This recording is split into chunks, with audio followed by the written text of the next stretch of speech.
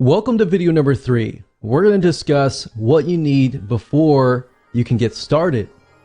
So what you need to go ahead and do is open up your internet browser, go to the website aws.amazon.com/s3. That's aws.amazon.com/s3. And you're going to see this particular Amazon S3 site.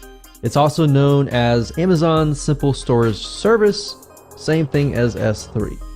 So what you need to go ahead and do is, if you don't have an AWS account, go ahead, click create an AWS account, and then next you need to log into your account. And if you go to the billing dashboard right here, you go down to payment methods.